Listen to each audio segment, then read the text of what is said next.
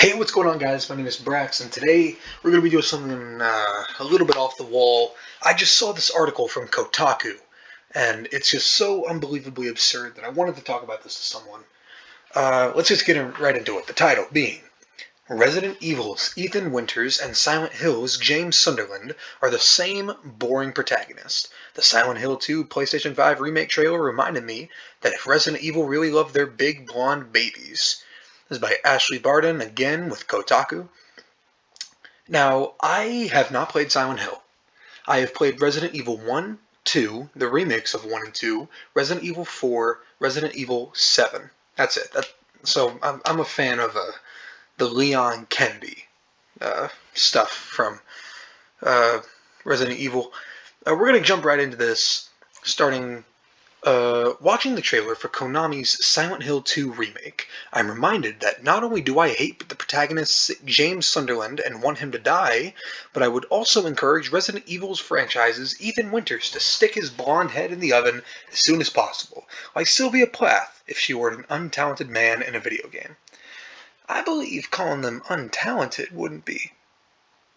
was pretty unfair, considering they've done more in their fake lives than you have done in your real one.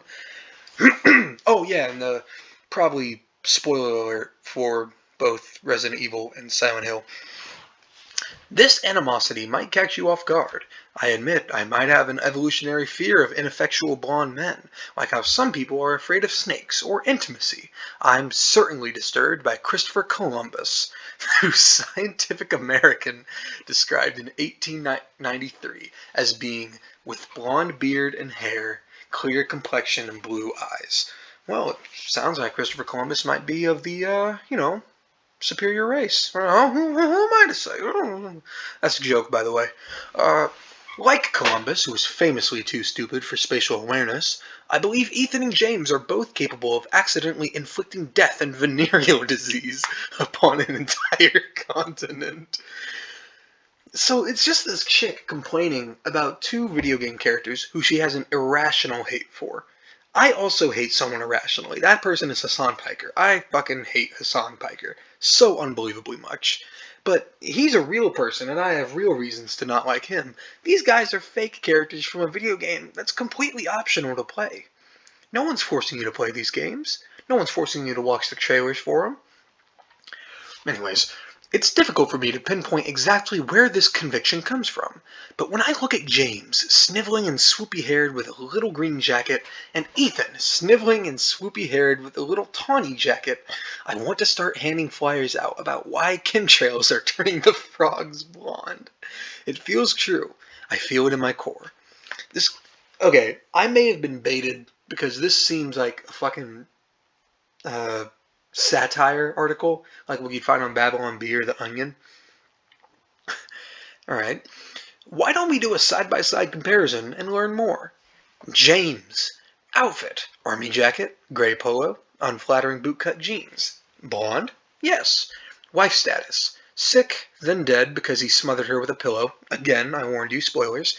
But sort of missing, because James is also psychologically damaged by how horny he is. He forgot. He forgore. Temperament. Shattered by angst, bewilderment, and terminal horniness. Aren't we all, brother?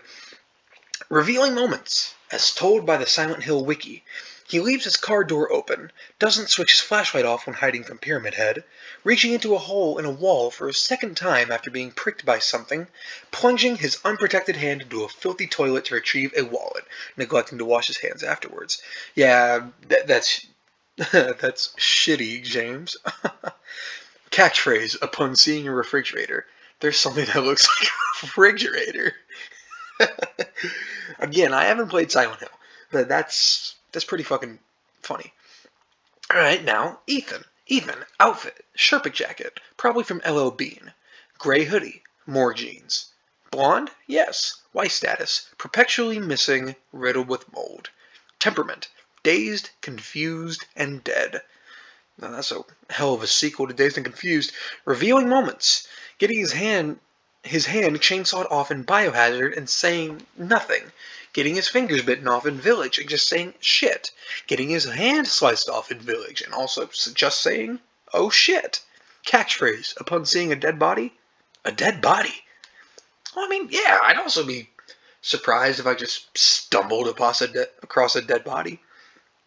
I'm not going to just have an intellectual conversation in my head with no one being like, oh, what does this mean? What does this mean for the afterlife? What is this all going to lead to? I'll be like, oh, fuck, that's a dead body. All right, moving on. It seems clear to me that James and Ethan are two sides of the same useless coin. Everything that happens to them is kindled by their more interesting, sick, missing wives. And yet they get to be the protagonists. They get to navigate the marsh and the mist, waving their guns like lollipops, shouting, "What was that?" at every bump in the night. It's not fair. They're bumbling and they never earn an answer. Never? I don't know, dude. They both went through some bullshit. Except James. He's kind of spoiler alert, he actually smothers his wife to death, and I don't know why he's in Silent Hill. I don't know why any of them go to Silent Hill, but anyways, I can understand being unequipped for the gross, mentally and physically traumatizing ordeals both James and Ethan go through. I wouldn't exactly know how to react to my wife coming at me with a chainsaw either. But I wish their games would give me anything to admire or empathize within these men we spend hours playing as. You can't coast on luck and boyish perplexity all the time, as much as Silent Hill and Resident Evil insist otherwise.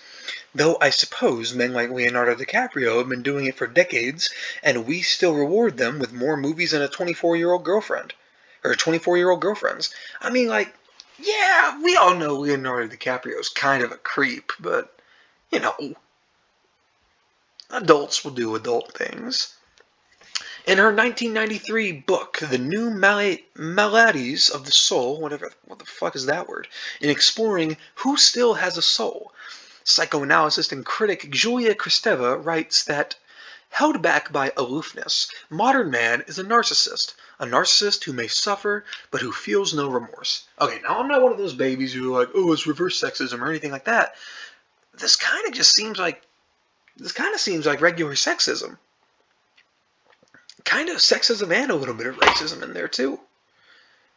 I don't know. Like, I'm not one of those super babies who's going to whine about it on Twitter, but, hey, kind of shitty. Alright.